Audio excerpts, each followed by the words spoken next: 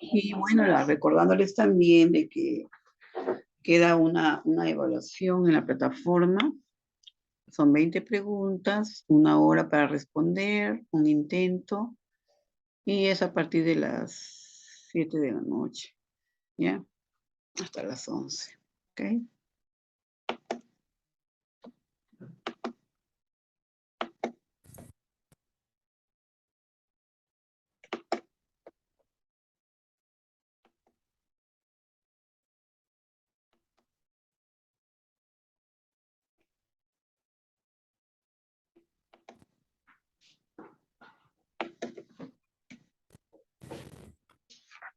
Bien, cuando hemos hablado de la vía intradiérmica, porque se le considera una vía parenteral, ¿no? Porque en realidad, pues, es una vía de administración de medicamentos en la cual se está utilizando una inyección.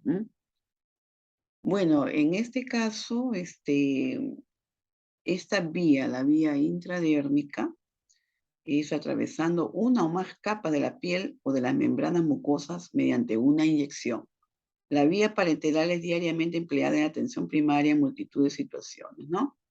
Ahí tenemos, por ejemplo, la vía intradérmica, la vía subcutánea, la vía intramuscular y la vía intravenosa, ¿no?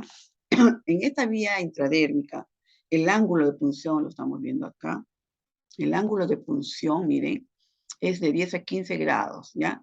Porque es entre las capas de la piel nomás, ¿no?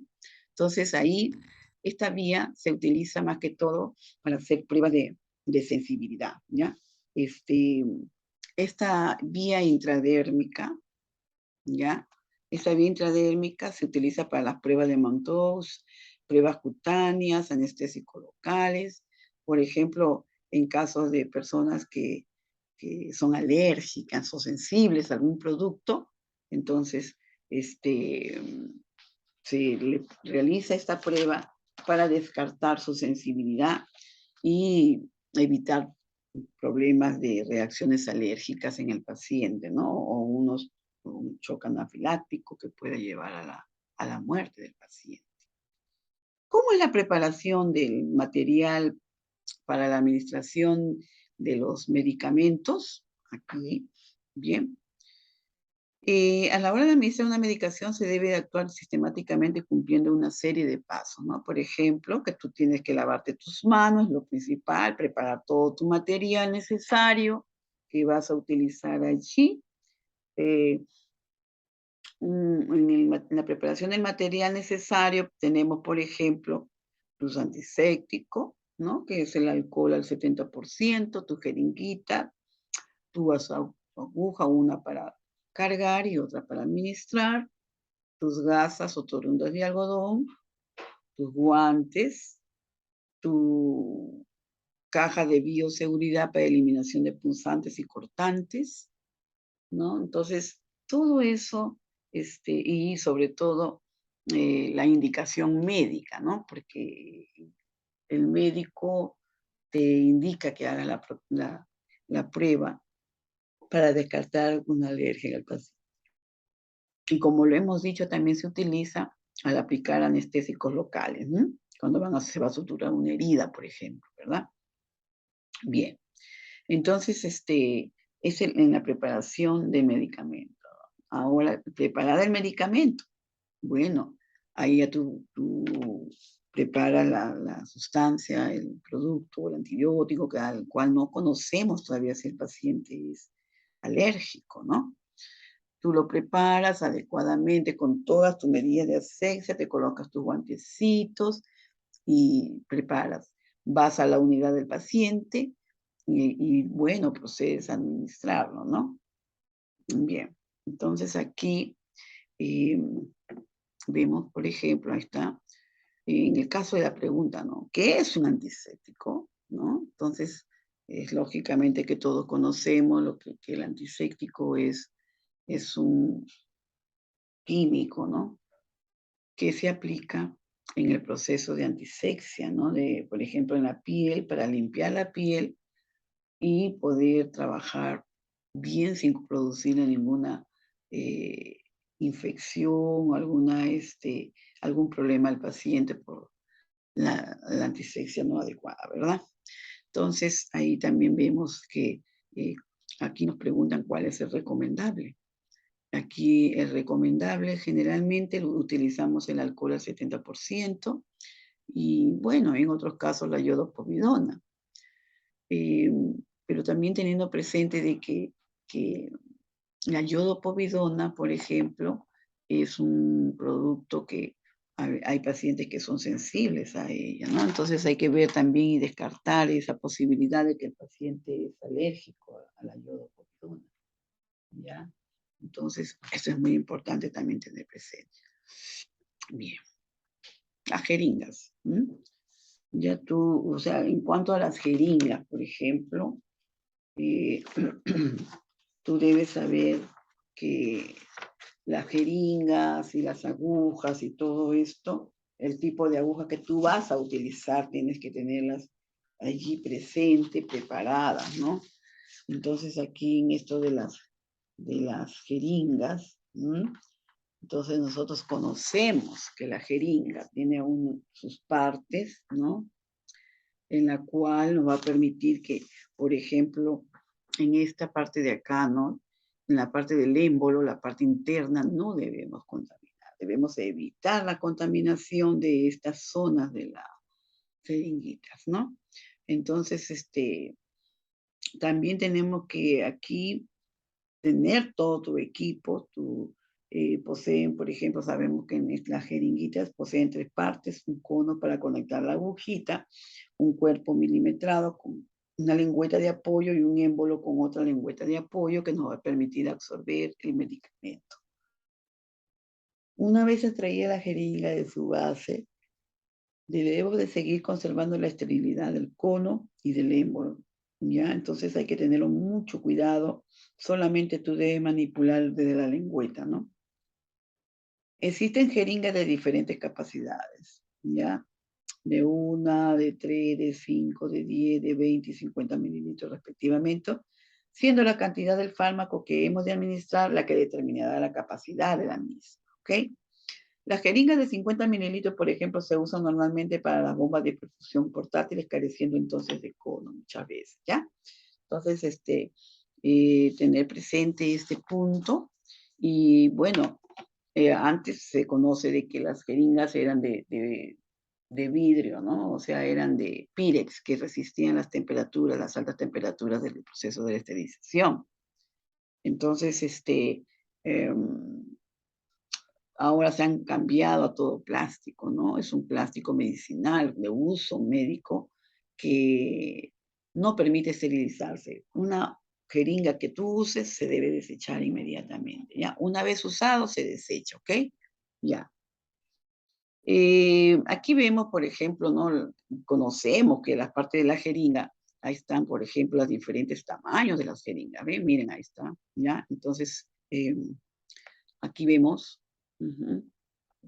Que la jeringa, ¿ven? Ahí está, miren. ¿Ven? El émbolo está aquí. Y esta es la zona que nosotros tenemos, estas lingüetas de acá, son las que, con las únicas que vamos a trabajar prácticamente, pero no contaminando la parte interna de la jeringa, ¿ok? Todo debe ser con mucha asepsia para evitar las contaminaciones, ¿no? Entonces aquí está bien la escala numerada, milimetrada, miren ahí la están viendo ustedes, que nos indica los milímetros o centímetros cúbicos de la cantidad de productos que vamos a administrar aquí. La capacidad de cada una de ellas varían desde 3 mililitros, 1 mililitro, 3, 5, 10, 20 hasta 50 mililitros, ¿no? Usar y descartar. ¿Ok? Bien, aquí, por ejemplo, el cuerpo de la jeringa, ¿no? Las variantes existen, también denominadas cánulas o boquillas, ¿no? Entonces aquí hay que tener presente todo eso porque de acuerdo a tu necesidad, tú la vas a utilizar. Por ejemplo, si tú usas un medicamento en el cual su contenido son 3 mililitros o 2 mililitros, bueno, entonces yo utilizo la jeringa un poquito más grandecita. Si es de 2 mililitros, utilizo una de 3 que me va a facilitar el trabajo. No olvidemos que tiene que haber una aguja para cargar y otra para administrar, ¿ya? Esto es muy importante. ¿Por qué? porque muchas veces cuando cargamos definitivamente la aguja se va a impregnar del medicamento y muchas veces hay medicamentos que son irritables. Y si nosotros la colocamos con la misma aguja que hemos cargado, vamos a causar molestias en el paciente, ¿no? Ciertas reacciones inflamatorias, porque muchas veces son medicamentos irritantes, ¿no? Entonces hay que tener mucho cuidado con eso. Por eso es que se cambia la agujita para poder administrar adecuadamente el producto, ¿no? Y además ustedes saben que también el bisel de la aguja se desgasta, ¿no? En el momento del proceso de la, de, de la inyección. Cuando tú estás aspirando, cuando pasas por esos viales, esos frascos viales, la aguja se va deteriorando, la punta, ¿no? Entonces, con eso no vas a poder administrarle al paciente porque aparte de que también ya la aguja, el bisel se desgasta, va a lastimar la piel del paciente, ¿ya? Entonces, debemos tener todo eso presente, ¿no? Y también en cuanto a las agujas, ¿no? Cuando vas a elegir las agujas, por ejemplo, se diferencian en la base su longitud y su diámetro. La longitud de las agujas varían entre media pulgada a 3 pulgadas, ¿no? Esto es, por ejemplo, una media pulgada, 1,27 centímetros, ¿no? Y a 3 pulgadas, que es igual a 7,61 centímetros, milímetros, ¿no?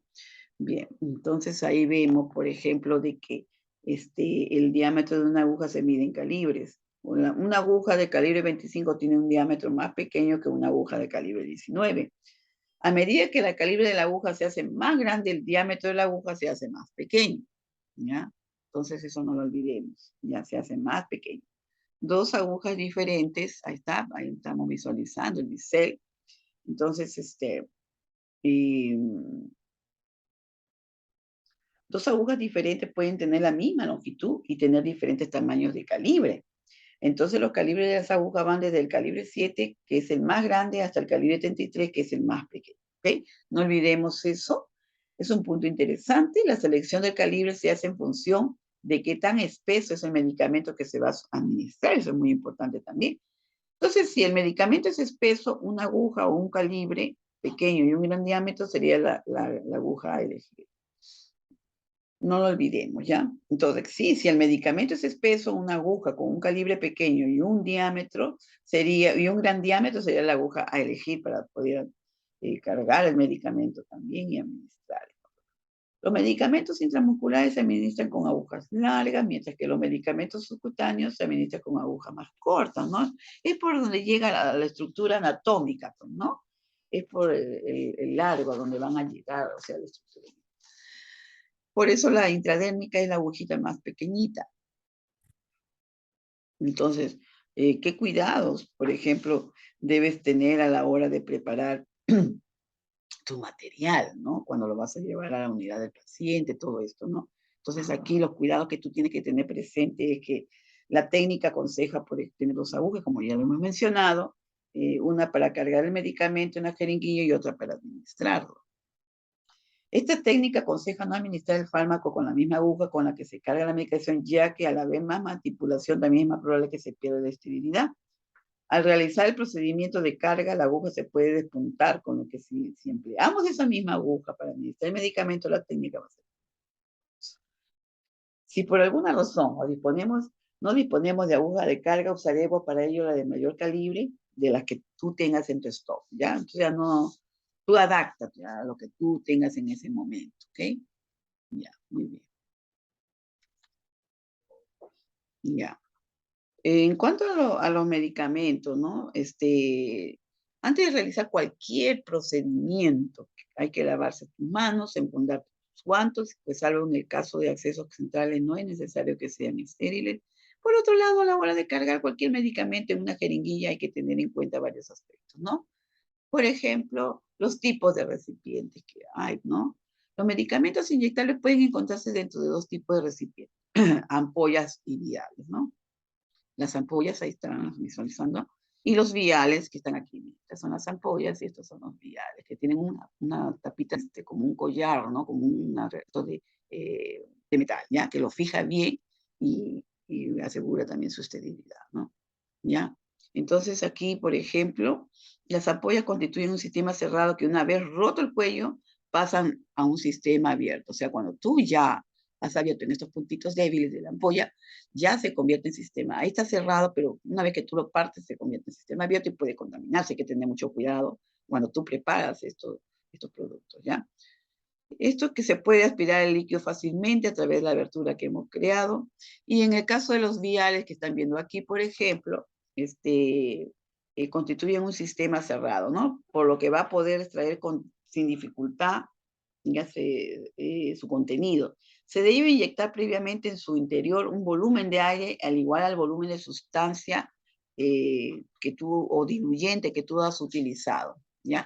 Si, por ejemplo, tú administraste 3 mililitros de suero fisiológico o sustancia diluyente del medicamento, vas a administrar en este frasquito vial una cantidad de 3 mililitros de aire. ¿Para qué? Para que este solito, en posiciones positivas, sale a tu jeringuita, ¿ok? Sin necesidad de mucho esfuerzo y todo eso, ¿no? ¿Ya? Entonces vemos también que es la presentación de los fármacos, ¿no? ¿Ya? Cómo cargar tu jeringuita. Las presentaciones también de los fármacos, la medicación puede venir presentada para administrarla directamente o mezclándola previamente con un disolvente. Así la encontramos en forma líquida o como polvo, ya sea suelto o prensado.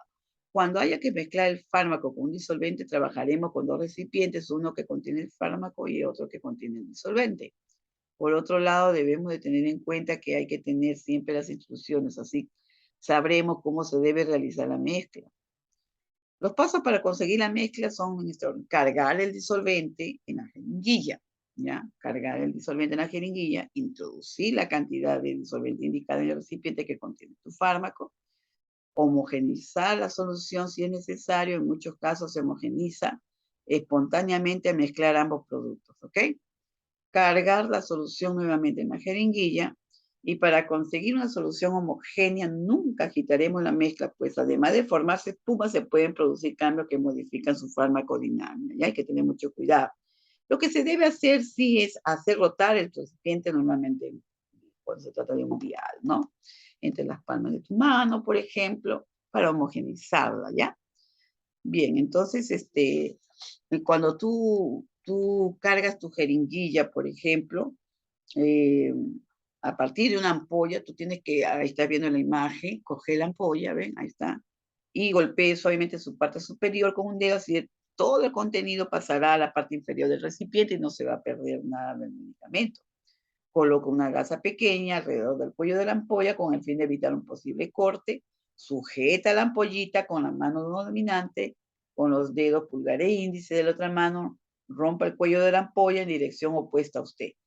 Coja la jeringa que previamente habías preparado con la aguja de carga e inserte en el centro de la boca de la ampolla.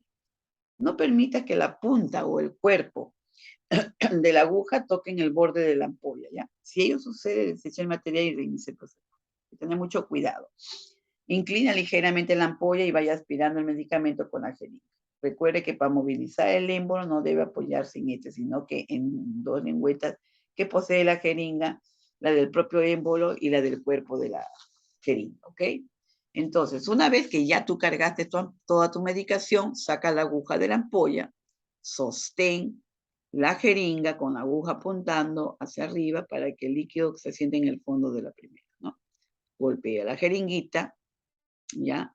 Para que asciendan las burbujitas de aire y, bueno, tire levemente del émbolo para que así queda todo el líquido en la aguja, que caiga al cuerpo de la jeringa. Ahora empuje suavemente el émbolo hacia arriba para expulsar el aire y procurando que no se pierda nada de líquido, ¿ya? Ya tiene la medicación cargada, entonces tú vas a tener que ahora ya llevarlo a la unidad del paciente, donde el paciente teniendo presente los correctos, ¿no? La dosis, todo lo que has preparado, para administrarle a la persona o al paciente a la cual tú le has preparado el medicamento. Ajá, ahí está. Bien, bien. Aquí en la vía intradérmica, por ejemplo, es una de las 4 vías que existen, ¿no? Para la administración de medicamentos generalmente anestésico local. Y también como prueba de sensibilidad y ciertas vacunas. como la BCG, por ejemplo. Estos fármacos se caracterizan por una potente acción que pueden provocar reacciones anafilácticas y de ahí la necesidad de inyectar en la dermis donde el riego sanguíneo es reducido y la absorción del medicamento es lenta, ¿no? El uso está particularmente indicado para pruebas cutáneas, ¿no? Para pruebas cutáneas de sensibilidad. Y también el acceso que se emplea para la realización de algunas pruebas diagnósticas o pruebas cutáneas para definir si es alérgico o no a determinadas sustancias. Inyección de una pequeña cantidad de líquido en la capa dérmica de la piel. Y sus indicaciones, por ejemplo, ahí tú vas a ver, ¿no? Vas a ver las pruebas diagnósticas, aplicación de alergenos en personas muy sensibles, eso se trabaja muchísimo en inmunología, ¿no? Aplicación de biológicos, vacunas, prueba de sensibilidad de algunos fármacos. La ventaja de esta vía es que la reacción a la sustancia inyectada es fácilmente visible y la desventaja es que se administra muy pequeñas cantidades, las cuales producen dolor o ardor en la zona aplicada. Bueno, hay que preparar al paciente primeramente, informarle lo que se le va a realizar. Si es una prueba diagnóstica, informarle las posibles reacciones adversas que pueden producirse. Explicarle que no debe mojar ni friccionar la zona de inyección, ya que puede alterar la reacción. Sitios de aplicación más utilizados en la cara anterior del tercio medio del antebrazo. Cara anterior del tercio medio del antebrazo. Otra zona, la región subescapular, supraescapular, cara anterior del muslo, región supradeltoidea. Si alguna de estas anteriores está lesionada, puede usarse cualquier zona donde se tenga poco vello, poca pigmentación y queratinización ligera, ¿ok? Bien, entonces aquí tenemos presente todo esto. Es para, están, por ejemplo, ya la ventaja, bien. Los sitios de aplicación, ya lo hemos mencionado, cara anterior del tercio medio del antebrazo, la región subescapular, la supraescapular, la cara anterior del muslo, la región supradeltoidea. Y bueno, ahí está, ¿no? Ajá, ahí está el material que tú vas a utilizar, ¿no? Ahí está, ¿ven? Ahí está, ¿no? Aquí para los desechos y tu cajita de bioseguridad para eliminar los elementos punzocortantes, ¿ok? Bien, ahí está. ¿Cómo es el procedimiento, no? Bien, aquí, por ejemplo, los principios específicos de la administración de medicamentos por vía intradérmica no los debemos olvidar, ¿no? Aquí, por ejemplo, el procedimiento es insertar aguja con visera hacia arriba, que es básico conocerlo. Sobre todo, más que todo, limpiar la piel, ¿no? Ya, la zona del antebrazo, el tercio medio del antebrazo, y limpiarlo del centro hacia afuera o de arriba hacia abajo, de tal manera que nos va a permitir poder limpiar bien la piel. Una vez que ya tú has preparado a tu paciente, todo, eh, procedes a insertar tu agujita con el bisel hacia arriba entre la piel, ¿no?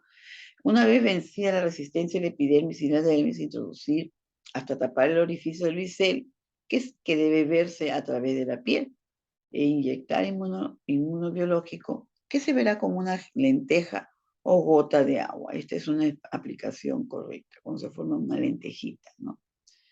Entonces, evitar inyectar zona con lesiones. Eso es una precaución muy importante. Al administrar, nosotros tenemos que tener cuidado de no administrar en zonas donde hayan heridas o cicatrices que tipo queloides, donde se presenten lunares o heridas o algún tipo de lesión, ¿ya? Evitemos esas zonas al administrar el medicamento. ¿Ya? Entonces, introducir la aguja a 15 grados con respecto a la piel. El bisel debe penetrar 2 milímetros en la dermis. No dar masaje ni comprimir el sitio después de inyectar. Evitar usar antisépticos colorantes, ya que pueden causar confusión con la reacción del fármaco. Comprobar datos del paciente. fármaco, dosis y vía de administración y pauta prescrita. Revisar fechas de caducidad del fármaco, lavarse bien las manos, nuevamente, desinfectar, ¿no? Conectar agujas, jeringas y agujas, extraer el fármaco, combinar o cambiar la agujita por la que tú vas a administrar el medicamento, ¿ok? Una vez que ya lo utilizaste, depositar la jeringa con el fármaco y algodón impregnado en la solución antiséptica dentro de una batea o digamos, un recipiente, ¿no? Ponerte tus guantes, identificar al paciente, asegurarse que el paciente no es alérgico al fármaco prescrito, informar sobre el procedimiento a realizar, solicitar su colaboración siempre que sea posible. Preservar la privacidad del paciente, eso es muy importante. Elegir la zona de punción y desinfectar. Y en este procedimiento hay que tensar la piel de la zona de punción, inyectar el fármaco con el bisel de la aguja hacia arriba en ángulo de 15 grados, formando una pequeña elevación por debajo de la superficie cutánea. Retirar la aguja, el material utilizado, quitarse los guantes, lavarse las manos, ¿no? En el caso, por ejemplo, de que tú administres una tuberculina, ¿no? La medicación ha de cargarse en la jeringuilla en el mismo momento de la administración, pues este preparado es absorbido por el plástico muchas veces. La inyección de la tuberculina debe ser lenta y cuidadosa para evitar la salida del líquido al exterior, consiguiendo una ampolla del tamaño similar a una lenteja, de bordes bien definidos, ¿ya? Pálida y con un aspecto de piel de naranja que se absorberá en minutos, ¿ya? Entonces, en caso de no formarse la pápula, significará que el contenido se ha vertido a la dermis, con lo que se deberá repetir la prueba en una zona distante a la anterior, como mínimo de 5 centímetros. No debe manipularse la zona hasta la completa absorción del contenido para evitar romper o aplastar la ampollita, ¿ya? Entonces, la técnica utilizada para la aplicación de BCG en recién nacidos, según calendario nacional de vacunaciones, eh, esa es la técnica utilizada, ¿ok? La vía intradérmica es la más inmunogénica, pretende conseguir una lenta y local absorción del preparado. Recordar que el ángulo de inserción debe ser de 15 grados, ¿ya? La pápula debe estar bien formada, desaparece muchas veces a los 10 o 30 minutos porque se absorbe. Puede tener preparado el cargo de animación si en caso el paciente sea alérgico o algo, ¿no? De algún antígeno que se haya inyectado. Asegurarse que la piel del lugar elegido no tenga vello, manchas o esté inflamada. Al retirar la aguja, no presionar ni masajear sobre la zona de punción y observar que no hay pérdida hemática y comprobar las condiciones de conservación del fármaco y la fecha de caducidad, ¿ok? Entonces, eso es lo que debemos tener presente siempre cuando administremos, hagamos una prueba de sensibilidad o al colocar un anestésico local para a la sutura de alguna herida, ¿ya? No lo olviden, esto es muy importante tenerlo presente siempre, ¿ya? Utilizar siempre las dosis indicadas, ¿no? Todos sabemos que la piel posee múltiples terminaciones nerviosas y está muy vascularizada, ¿ya? Utilizar la aguja adecuada, que generalmente es la 26, en una longitud de 0,5 a 1,6 centímetros y está bien afiladita. Pequeñas dosis de sustancias medicamentosas pueden causar reacciones generalizadas y observar también las reacciones del usuario en caso de prueba de sensibilidad. Eso no lo debemos olvidar, ¿no? Tener los elementos necesarios para contrarrestar los efectos no deseados, ¿ya? Entonces, en caso necesario, aplicar calor localmente para disminuir la sensibilidad. En el caso de la piel, sabemos que en la piel abundan nervios sensitivos para la percepción del tacto y del frío, ¿ya? Entonces, son terminaciones nerviosas que nos permiten detectar el calor, el frío, ¿no? El tacto. Entonces, debemos tener siempre presente y recordar que la piel es el órgano más grande de nuestro cuerpo, ¿no? El más extenso. Y tiene también muchas estructuras muy especiales que cumplen una función específica en nuestra vida, ¿no? En nuestra salud. Todo. Entonces, en cuanto a lo que les dije, figura un cuestionario de evaluación para que lo puedan resolver el día de mañana, 7 de octubre, ¿ok? La hora ya se la mencioné, que es a partir de las 19 horas hasta las 23:59. No lo olviden, por favor, y ya estamos en contacto, ¿ok? Ya.